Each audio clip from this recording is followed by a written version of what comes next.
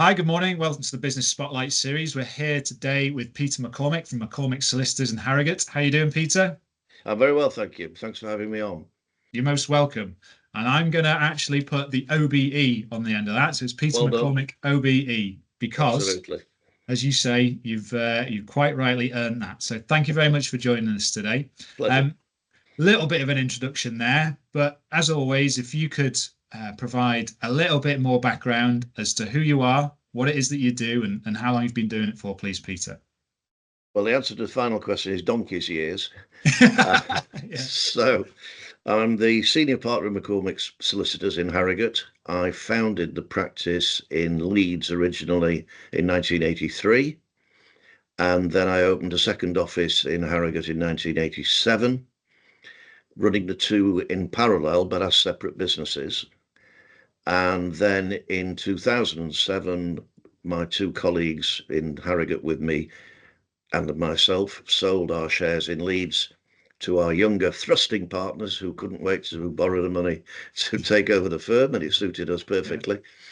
And so I then physically moved across to Harrogate to actually base myself in Harrogate and have done since 2007. And I can't believe how long ago that is now. It's quite extraordinary. It seems like yesterday. Yeah. Um, so that's what I always put as number one on my portfolio. But actually, the majority of my physical time now is spent in my second occupation, which is I'm an executive with the Premier League, based in London, where you're speaking to me this morning. And I have been chairman of the Premier League on two occasions. I've also chaired the FA, uh, nominated to do so by the Premier League. And my current duties, now that we've got an independent chair and we're complying with all those wonderful elements of corporate governance, I retain various titles here at the Premier League. I chair the football board, so I chair everything to do with the playing of the game. I chair the legal advisory group, which is how I first got involved at the Premier League as long ago as 1996. Uh, a true hospital pass. I chair the Premier League Medical Care Scheme Limited, which is an insurance scheme to provide treatment for players who are injured. And we have 88 of the 92 professional clubs in this country as members of that scheme. And you can see the level of doctors' fees perfectly illustrated by the fact that the turnover of that business is £20 million a year. Well, And that's purely paying for treatment for players. excellent. Thank you So those very much that's my for portfolio. the portfolio. There's a few things in there that we could cover. So just to unpick a couple of those bits, what was the kind of I suppose transfer from solicitors to Premier League then? How did that come about in '96? You said that. Yeah, in 1996, I was on the board of Leeds United. Mhm. Um, I'd been on the board since 1992, and that was under the very old regime, as it looks to be now, where the chairman was a delightful businessman called Leslie Silver. The vice chairman was Peter Gilman, who's still with us and an aggressive commercial property developer and a super Mhm. fella. A guy called Bill Fotherby, he's not with us anymore, and neither is Leslie. And I was the fourth director. And very sadly, in April 1996, the three of us fell out, Mhm. and they were the people who actually owned the club. So they decided to sell the club, and they put the club up for sale. We used Rothschilds to do the campaigning, and it was bought by a company called Caspian Group, who were based in London, very much city boys Mhm. who have built portfolios. One of them had worked for UBS and that kind of thing. So the way the club operated changed quite dramatically. I was made chairman for the interim period between putting it up for sale and actually selling it. And by a stroke of good fortune, in many ways, the Premier League annual general meeting fell on a date between exchange of contracts and completion of the Right. sale. So the three owners who were selling couldn't be bothered to go to the AGM. The new guys would have crawled there on their hands and knees if they'd had the chance, but they weren't allowed to go because they didn't own the club yet. So I Mm. went to represent the league, and represent Leeds at the league. And when I walked into the cocktail party on the first night, that was at a very strange hotel near Coventry, where all the waiters were dressed as monks, and it was Right. quite a surreal experience. Um, but over drinks, I overheard people several times saying something along the lines, "Well, we'll have to see what the Legal Working Party makes of this. I wonder what the Legal Working Party will say about this." So I cornered somebody.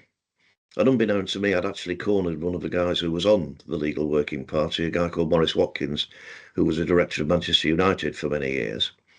And I said, "What's this Legal Working Party?" "Ah, well, it's a group of lawyers. There are four of us. We're all directors of Premier League clubs, and we advise the board and the Yeah. clubs on all legal issues, particularly strategy and policy and that kind of thing." So I said, "Well, how'd you get on that then?" And he said, "Well, you have to be invited by the board. It's a two-man board. The chairman and the chief executive have to invite you." Okay. So I ran upstairs to my bedroom, got my house brick of a mobile telephone, and Yeah. and telephoned the other patient, Mrs. McCormick in Harrogate, to say my target by Friday afternoon is to get on that blasted Legal Working Party. Must Yeah. go. Drinks are still being served. So then I went back downstairs, and I had a second stroke of luck on the Friday. The meeting was due to end at 1 o'clock, but it finished at 11. And all these very important people we had in the room: Alan Sugar, Doug Ellis, Aston Villa, Ken Bates at Chelsea, all these huge personalities. Well, they were all far too important to stay for a bite to eat with the board. So they all legged it. And by the time it got to 1 o'clock, when this buffet lunch was served, there were only four people in the room: the chairman, the chief executive, the company Yeah. secretary, and me. And I thought, right, I'll play some cards. And halfway through lunch, the chief executive said, "If you carry on making contributions like this, we'll have you on the Legal Working Party." Ah, I've been meaning to talk to you about that. Yeah. And so I was able to ring on the aforesaid house brick, an anxious Mrs. McCormick, at about 2:30 that afternoon to say, "I'm on. I've done it." Yeah. And Excellent. I've been on it ever since. I've chaired it since 2008. Mm. And the interesting thing is that even when Leeds fell out of the Premier League, and even when I ceased to be a director, which I did in 1998-9, I stood down, they kept me on. And then eventually I got more and more involved. And in 2014, the then chairman of the Premier League had a stroke at the wheel of his car, taking his son back to Winchester School. And again, sometimes I miss the point in life by trying to be less expectant. Yeah. So they asked me if I would go to the chief executive's office on the Thursday of that week. And I didn't know what had happened to the chairman. That was being kept under wraps. And I went in, and there wasn't just the chief executive in the room, there was the entire audit and remuneration committee, with such imposing figures as David Gill, the chief executive of Manchester United, Peter Coates, the Bet365 man. Yeah. So I looked at these people and said, "This looks very formal. Is this the end of my association with the league? Is that what this is all about?" And they said, "No, what we're going to tell you, nobody knows outside this room, but the chairman is indisposed, is in a coma at the John Ratcliffe Hospital in Oxford." I said, "Well, that's disastrous, because you're only a two-man board, so you're now not quorate." And they said, "Precisely." I said, "What do you want me to do? Do you want me to draft something?" And they said, "No, you silly bugger, we want you to be the chairman." So when I picked myself up off the carpet, um, I was elected chairman by the 20 clubs the next day. And then when my chairmanship finished, 15 months later, the then chief executive, the great Richard Scudamore, said, "I've been talking to the clubs, they'd all like you to stay on. Would you consider taking an executive position? I'll invent one for you." And they Brilliant. converted my chairmanship of the legal advisory group into an executive position. They created the chairmanship of the football board to do the same. And I've worked for them with a contract that gives great value, because my contract reads: "You are obliged to devote 4 days a week to the Premier League. We acknowledge that you're the senior partner of McCormick's solicitors, and that will always continue. We don't seek to interfere in that. So this is a 4-day-a-week contract. Oh yeah. So whenever I'm in the Harrogate office on a Friday, half the day at least is spent on dealing with Premier League issues, and then on Saturday and Sunday I go to Premier League matches when I'm not watching Leeds. So they get their value. It's a heavily discounted deal. So how did you then, I suppose, transition with having the business, McCormicks, and being so heavily involved in the Premier League? Let's have a kind of look at that from a business perspective, I guess, Yeah. how did you get a team, or what was the team structure and your kind of delegation of things to do that? Well, in fact, it took quite a while because the difficulty when you have a business that has your name on the window, and people often say, could you introduce yourself like you did earlier on? Yeah. And I very often say, yes, well, I'm Peter McCormick, McCormick Solicitors, a business founded by its egocentric megalomaniac leader. So actually releasing the reins has not been easy, but certainly in the last 9 or 10 years, it's been a matter of developing a team, and you've hit the nail on the head. You need people around you who you can trust and who you believe and see taking the business forward. And I've got 2 equity partners now who work with me. I had 2 long-standing partners, the 2 who joined me in selling the practice in Leeds in 2007, but they didn't have the stamina that this megalomaniac has got. And so one of them retired in 2013 and the other retired in 2018. So that left me. And the great thing about managing a business from a distance is that the improvements in technology have just been a godsend. Without the iPhone and the email and the Teams meetings now since COVID particularly, without those, it would have been an impossible task. But I'm here at the Premier League, but half my morning already has been spent on McCormick's business. Yesterday, I had a meeting at the office in Harrogate at 8:30 and delayed my departure to London till 11 o'clock. So you have to juggle to keep the plates on the sticks. But the real key to it is finding those people that you can trust to take the business forward. And in fact, I've always been the senior partner and the managing partner, but about 2.5, 3 years ago, I've handed the managing partner role to Stephen Hopwood. So he actually does all that headache. He's the one who now has people knocking on his door for that famous phrase that is going to delay you or at least depress you for the weekend. Have you just got 2 minutes? Yeah. So Stephen is the man who now has to grant oodles of 2 minutes. Peter's a criminal advocate. He goes around the country. He's also a deputy judge. So it's more logical that someone who's in the office all the time is the managing partner, and he does a great job. Peter's got some great ideas and will undoubtedly take the business forward. And that's the key to it. And also having a fantastic partnership manager who is your right hand now for 36 years until the 31st of July 2019. That was the longest suffering Mrs. McCormick. Known affectionately in the office when she was there as the iron fist in the iron glove. Okay. So she ruled with a rod of iron, but with a smile on her face at the same time, and people used to run through a brick wall for her. And so that's a hard act to follow. But Sonia Jones, my EA, is now the partnership manager, and that completes the team. The 4 of us between us run the business, and I'm much more now a strategist. Sure. Giving my input whenever I can. Great stuff. That's a good history of sort of getting to this point. What would you describe your leadership style as? You've mentioned a few words in there, but just kind of how have you brought it to this point? The nickname for my style of leadership, Yorkshire Mill owner. So, which I've had chucked. I've even had it chucked at me here. The chief executive of the Premier League did a very creditable impression of me at a club meeting a few weeks ago, and he said, well, McCormick's here. He doesn't stand any nonsense. He's the Yorkshire Mill owner in disguise." So the word has spread. So what I like to do, I like to empower people, and I think that's if I had to pick a good side of it, not the mill-only side of it, Yeah. but a good side of it, what we've done over the years, and Catherine helped me with it, and Peter and Stephen have done the same, we've converted people who felt that perhaps their role in life was more menial and turned them into lawyers. And so our conveyancing for many years, the lady's retired now, but our conveyancing was done by somebody who started life as a secretary. She got to know the work. We encouraged her to get some qualifications. We gave her the chance to do that, and she came good and was an absolute superstar.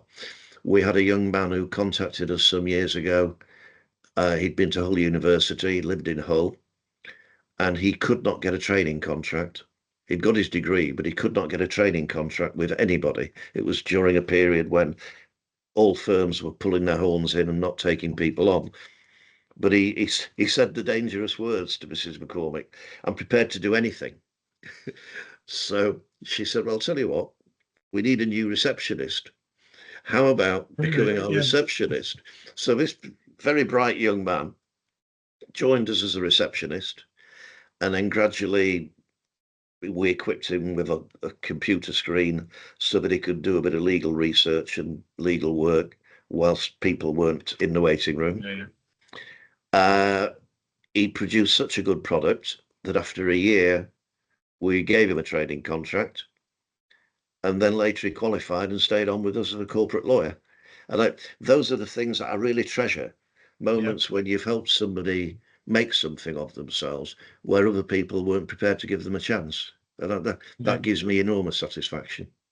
And is that your kind of key inspiration for what you do? I mean, there's a number of things that you do, but what kind of gets you out of bed of a morning? What's the driving factor for you? Fear. Most of us, I think. Yeah. Fear and insecurity. It's a fantastic driver. It's I enjoy the work. It's the people. And it's the people in the law firm. It's the people here at the Premier League. They make getting out of bed worthwhile. And also, I'm incurable. I like winning. So if I can win some cases and win some battles and win some political discussions, then that's post justification of getting out of bed. Sure, brilliant. And what's the biggest lesson would you say you've learned along the way of all this? I say in business, from where you've been to where you are now. If there's one that you could pull out, what would that be? And then expanding on it. It might end up being 2 or 3 in the explanation, but if there's something that sticks out for you, if there's a biggest lesson or a piece of advice to somebody just kind of starting out in business. I trained as a lawyer with a legendary Leeds lawyer called Jack Levy. And Jack Levy had the magic combination. He was the greatest orator I've experienced, and he was the shrewdest businessman. And they were a massive combination. I'll do a Jack Levy story for you. On my first day of my training contract, he was a diminutive little Jewish fella, wonderful. And he said, "I've had an upset in the family over the weekend. We've had a bereavement. I don't feel I can drive." He will have been in his late 60s then. "Can you drive me to Morley Magistrates Court, where I'm defending a bank manager charged with shoplifting? And he's pleading guilty, but the only way his career can be saved is if I get him an absolute discharge, which would not rank as a conviction." So he said, "You drive me." So off I go in the Jaguar XJ6, biggest thing I've ever been in. We go into court, and the prosecutor opens the case and just says, "This gentleman, he's 55 years of age. He's got no previous convictions. He was seen by a store detective putting a joint of meat down a pocket in the inside of his raincoat. He admitted the offence, and he's here to be sentenced." And then the magistrate turned to Mr. Levy and said, "Mr. Levy, please address us." And he stood up and he said, "Was it not Shylock who said, 'He takes my life, who takes away my means of living? He taketh down my house, he who removes the prop that holds it up.' Ladies and gentlemen, please do not take away this man's life. Do not take away the prop that holds." And off he went. and this is absolutely genuine, by the time he'd finished his speech, the chairwoman of the magistrates was crying. I've never seen anything like it. And having just done that as a diversion for you. And of course, Yeah. when we got outside, he got the absolute discharge. He got just what he wanted. And then he came out of the court and he grabbed me by the arm and he said, "That's buggered them. Come on, let's get back to the office." So he had one catchphrase that he always used when helping other lawyers. Yeah. And it is, and this is our strapline. This is what I say every week. We still talk about Mr. Levy every week. Mhm. There is no substitute for preparation. And that is the lesson I've learned about any aspect of business life. Prepare for your meetings, prepare when you go, know what you're going to say, because that can give you the edge. And so that's my biggest lesson. The second lesson, I'll do a second as a bonus, and that Please is develop a healthy cynicism. Always do your due diligence on whatever you're doing, including people, because there's a lot of people out there who would have you believe that they are absolutely terrific at what they do, but sometimes they're just salesmen. And always look behind the screen before you start trusting people. That it's, I suppose, being a lawyer, it gives you that cynicism. Yeah. And we apply it in business. Yeah, I bet you've seen enough to know different from what's presented on the surface. Yeah, that's what we always used to say about Mrs. McCormick, actually, in her judgment. She can spot a wrong un at 100 paces. Yeah. Fantastic. Oh, I love that. Probably a good place to kind of end and almost wrap it up. So Sure. Thank you very much for sharing all that you have. But before we do that, in terms of latest news around McCormicks and what you guys are up to, or even if it's a case of sharing where people can get in contact with McCormicks, yourself, feel free to do that now. Well, that's great. Major year for us, actually, in the last 12 months, because after 33 years on East Parade in Harrogate, with 2 office buildings, which I owned, we decided to cut and run. And we felt the staff, the premises were getting a little bit tired. And because they were old Victorian houses knocked together, you would be on 4 floors. And so somebody in the basement on one building would hardly ever see the person on the top floor next door. Yeah. So we've moved to Scottsdale House, Springfield Avenue, Harrogate HG1 2HR. And that's a purpose-built, brick-built, modern office. We've got air conditioning. Nice. Previously, our air conditioning involved opening the windows. We've even got a little cafe bar for the staff. We've got facilities for clients, and it's definitely motivated the staff substantially. They're really good working conditions, and we're very pleased about that. We're not pleased about the cost, but that's life. You have to do it. Yeah. And as far as information about contacting us is concerned, I was telling you before we started speaking officially on this call that I chair a charity event each year, the Yorkshire Young Achievers Awards. And it's now become custom and practice that at some point during my speeches, either at the launch or at the dinner in November every year at Ellen Road, I always reveal our telephone number to the audience. And so I will say, "Good evening, my name is Peter McCormick, senior partner of McCormick Solicitors." That's 01423 530 630. And it's reached a stage now where eventually every year 400 people sing the phone number along with me, because it's become a cult activity. Website, have a good look, www.mccormicks-solicitors.com, and come and see us on Springfield Avenue. Thank you. Brilliant. It sounds like a great place to go and have a coffee and catch up with you guys. Thanks, Peter. It's been a real pleasure talking with you. And yeah, thanks again for sharing all that you have. Not a problem. See you soon.